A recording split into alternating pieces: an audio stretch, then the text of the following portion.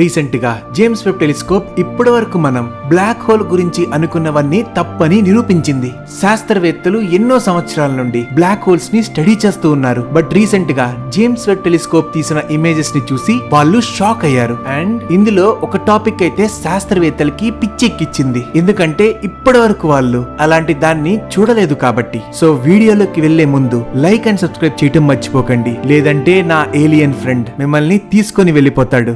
Just joking. శాస్త్రవేత్తలు normal గా James Webb telescope తీసిన ఇమేజెస్ ని చూస్తూ ఉంటే వాళ్ళకి ఒక విచిత్రమైన గెలాక్సీ కనిపించింది. అదే క్యాన్సర్స్ LRD. ఇది రీసెంట్ గా తయారైన గెలాక్సీ కాదు, బట్ బిగ్ బ్యాంగ్ జరిగిన 570 మిలియన్ ఇయర్స్ తర్వాత తయారైన గెలాక్సీ. కానీ ఇది మనకు తెలిసిన సైన్స్ ప్రకారం అస్సలు లేదు, అండ్ అసలు ఇది ఎగ్జిస్ట్ అవ్వకూడదు. నార్మల్ గా galaxies and black holes time తో పాటు పెరుగుతూ ఉంటాయి.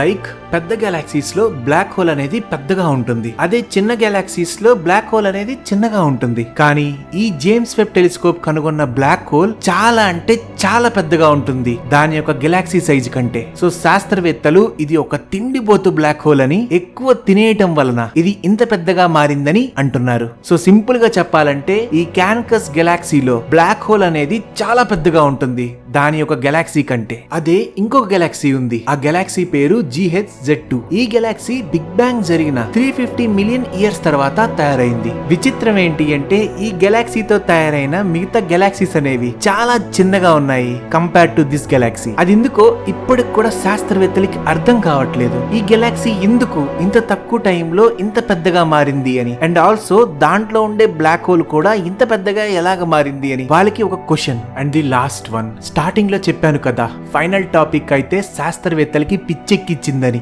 సో నార్మల్ గా ఎప్పుడులానే శాస్త్రవేత్తలు జేమ్స్ వెబ్ టెలిస్కోప్ తీసిన ఇమేజెస్ ని చూస్తూ ఉంటే వాళ్ళకి ఒక ఇమేజ్ లో చాలా రెడ్ డాట్స్ అనేవి కనిపించాయి. ఫస్ట్ వాళ్ళకి అర్థం కాలేదు, ఎందుకంటే ఇప్పటి వరకు వాళ్ళు ఇలాంటి వాటిని చూడలేదు కాబట్టి. సో ఫస్ట్ వాళ్ళు ఇది ఒక ఎక్స్ట్రీమ్ గెలాక్సీస్ అనుకున్నారు. అంటే మేబీ ఈ గెలాక్సీలో ఎక్కువ స్టార్స్ ఉండటం వలన ఒక రెడ్ డాట్ లాగా కనిపిస్తుందని అనుకున్నారు. మేబీ ఇది ఒక క్వజార్ ఆర్ ఇంకొకటి ఏమైనా అయిండొచ్చని అనుకున్నారు.